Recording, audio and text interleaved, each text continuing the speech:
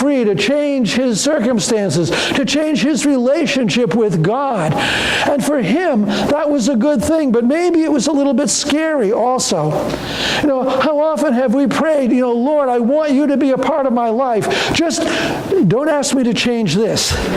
Or don't ask me to go there. Lord, I'll follow you anywhere except maybe Zaire, or, Lord, I'll do anything you want, but don't ask me to talk about you to my coworkers. Or, we want to have Jesus in our lives, but we're afraid of what he might want us to do, where he might want us to go. And so sometimes I'm wondering maybe if we simply want Jesus to leave us alone the way we are. See, when Jesus comes, it results in change. There's no getting around that. The world we live in is constantly changing. And we're not always comfortable with that. You know the story, right? How many counselors does it take to change somebody? Only one, but they have to really want to change. And that's the problem. Sometimes we want God to be in our lives, but we really don't want to change. And of course, there's the familiar one. How many Baptists does it take to change a light bulb? Change? Maybe we'd rather be in the dark sometimes, it seems, the way we deal with changes in our lives. But when Jesus comes, it will bring about a changed relationship with God, first of all, because when we know Jesus is in our lives, we know we've been forgiven. We know that we can come into God's presence with confidence and make our requests known. We know there is no more condemnation for those who are in Christ.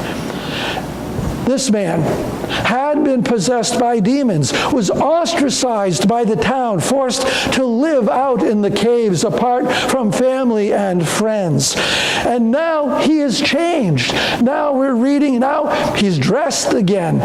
Right there's going to be a good change in relationships, and he'll be accepted back in the synagogue, back in the town, back in the family. He's also in his right mind. He's able now to have normal relationships.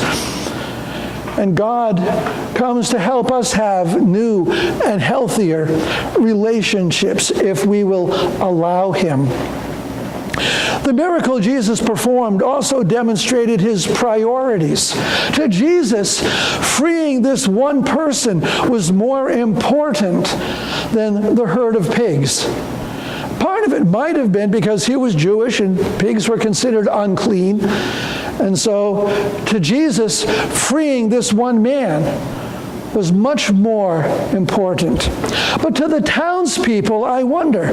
You notice how it mentions they not only told about what happened to the man, but what happened to the pigs. And I'm wondering if that was one of the main reasons they wanted Jesus to leave. After all, he put a huge dent in their economy. And maybe we're afraid of what he might ask us to do. You mean he might want me to tithe? He might want me to leave this job. It pays great. And, well, yeah, maybe the boss is a little bit dishonest. Maybe our company isn't doing that much good. Maybe God doesn't want me here, but I'm comfortable here.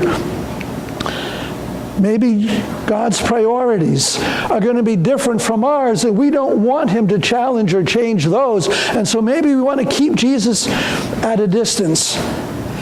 We read the story, and at first we might wonder, how in the world could the townspeople react to Jesus that way? Why would they want him to leave? But then we think about maybe our own reactions when Jesus confronts us and wants to make some changes.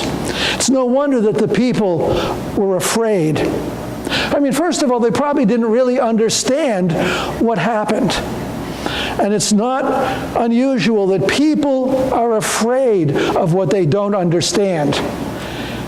We don't understand how certain things can happen in our world, and we become afraid. For millions of years, people didn't understand how the sun or the moon would go dark, and they could be afraid of those eclipses. People failed to understand who Jesus is and what he could do. They were simply afraid of what he had done and what he might do. but they failed to see in Jesus the very presence of God. And that can be pretty awesome also. It's pretty powerful watching a great big storm from a distance.